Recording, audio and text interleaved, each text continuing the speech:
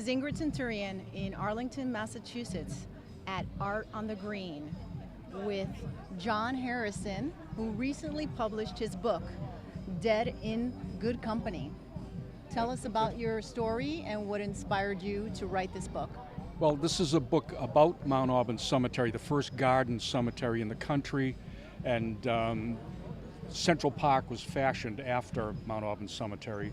I began going there in the year 2000 because of a casual remark from one of my author friends, and it changed my life and got me into wildlife photography.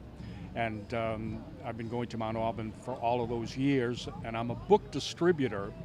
And of course, if you're in the book business, you always wonder if there's a book in you. You can't be hanging around with authors and not wonder if perhaps there's a book in you. And since I was passionate about Mount Auburn, knew Mount Auburn, I at first thought, what about a book of photographs of the wildlife that I had been photographing? And a friend who was a literary agent, a nonfiction literary agent in New York, Linda Connor, when I told her the idea, she said, well, it's difficult to sell a book of photographs to a publisher. Why don't you try some other thing to go along with it? And as I was driving past Bigelow Chapel at the cemetery one morning, it hit me. So, oh my God, I'm an author. I mean, I know authors. I have all these photographs.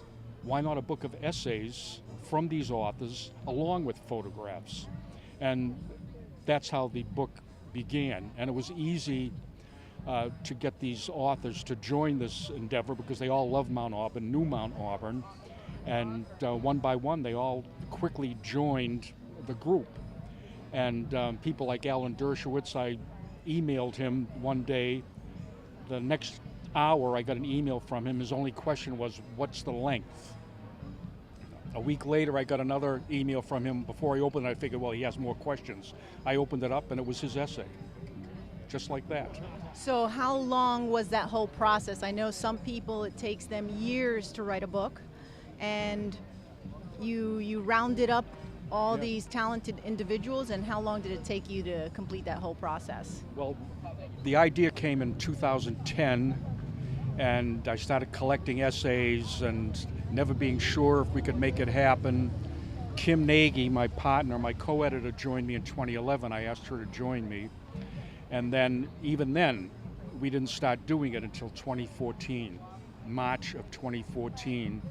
And we finished the process in August of 2015. Wow. That's how long it took. It was 17 months of hard, scary work.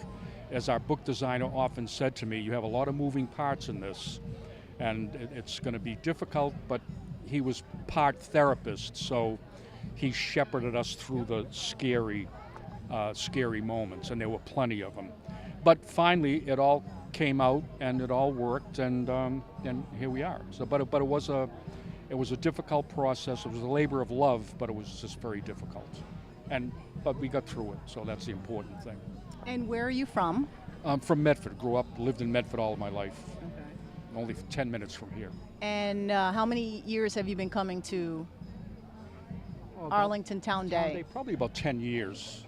So even before this book, I would come here to see Dick. And Dick and I do book events now and then together, so we've been friends for many years. So at least 10 years. And so what would you say to other authors for next year? It's been a great show for you? It's always a good show. And if I would have any advice to authors, it's in the technological age we live in, individuals can do this.